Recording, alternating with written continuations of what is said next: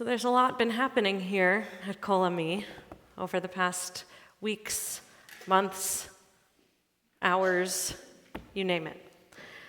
But one thing that happened this week was we invited Ron Segev to come to our congregation and speak. This was on Wednesday night. If you missed it, Ron is a survivor of the Nova Festival on October 7th, 2023. When the Nova Festival was attacked by Hamas, Ron was there. Not everybody was able to be there, and that is okay. But he wasn't able to record. He asked us not to record what he said. But his message was so powerful that I'm going to share a few points that he shared with us, and I hope we can take these forward. Before I tell a piece of his story, or rather a piece of his message, I should say, I'm incredibly impressed by our teenagers. Given that it was on a Wednesday night, our 8th, 9th, 10th, 11th, and 12th graders were with us. And it was very powerful, not only for them to hear his story, but for him to hear their incredibly thoughtful questions. He told us how impressed he was with the caliber of their thoughtfulness. And me too. So we should be proud of the youth that we are raising. I'll be brief. I'm going to share 4 takeaways that he shared that I think go beyond just his story, but teach us about our own lives. One of our teenagers asked him after he'd shared his story, if you could go back, would you change anything? And he also has a great sense of humor. And at first he sort of laughed to himself and said, well, yeah, it'd be great if none of that happened. But then he shared that given the fact that it did happen, he wouldn't change anything about his own actions. He feels and believes that he was put there to support others. And indeed, he saved many lives that day. And he believes that that is his role, and that he was put there to take on that, what he sees as a gift, to save others. The second thing, one of his messages that he shared really impactfully was the importance of taking care of our siblings. Now, he meant that both literally and metaphorically. He literally saved his brother's life. And you could tell as he spoke how deeply impacted he felt by that. Somebody asked a question about it, actually, and he shared, somebody said, how did that impact you, or how did you feel that way? And he said, that's how I was raised. I was raised that we take care of one another, and I wish I hadn't had to put it into practice in the way that I did. But he saved his own brother. But he also saved so many others. And some of the folks that he saved on October 7th have now gone on and had their own children. And it really brings home the Jewish concept that to save one life is as if you've saved an entire world. New generations are being born because he was there and because he helped to save people. The third thing that he shared is that it is our obligation to support people who are struggling.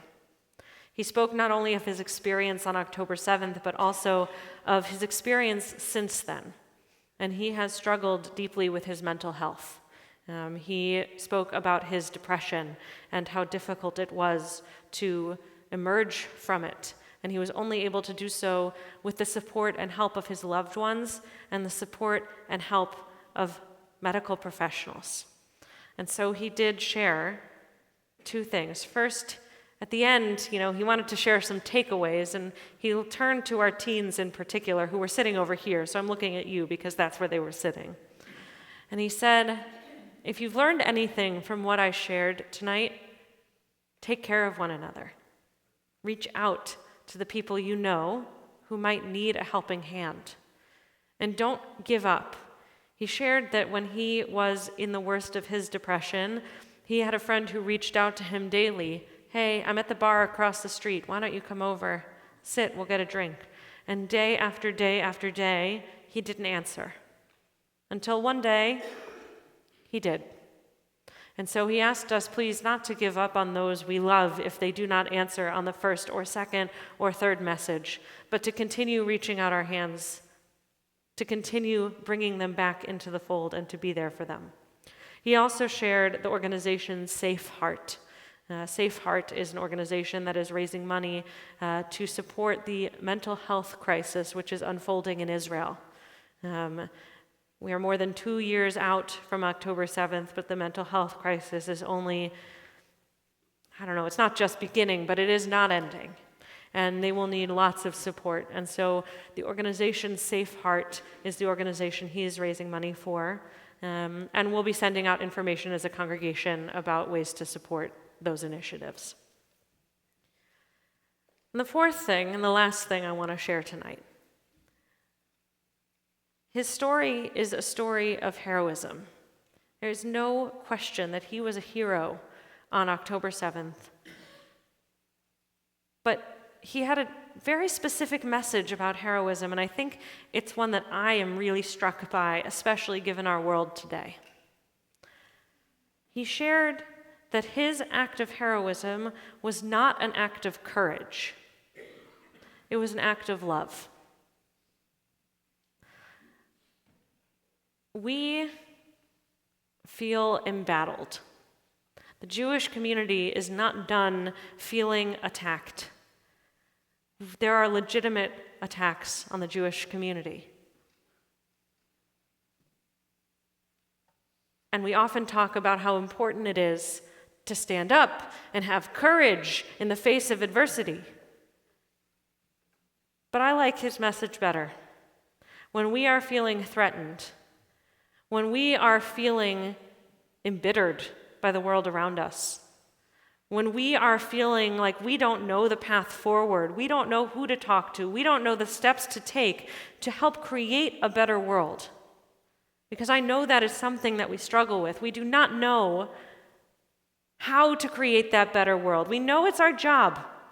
We know it's our obligation and our responsibility and our desire to create a better world.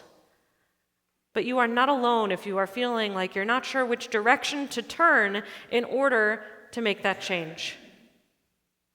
And when we are at our most confused and most concerned, sometimes when we don't know what to do, we say the wrong thing.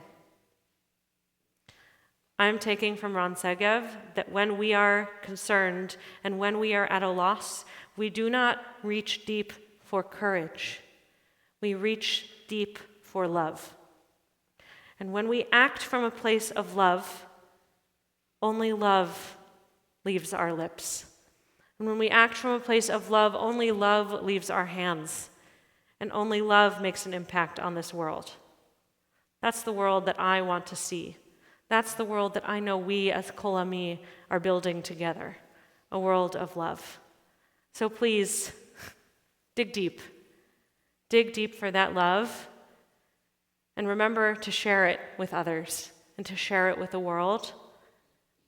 And that's how we'll make our world the world that we want to live in. Shabbat Shalom.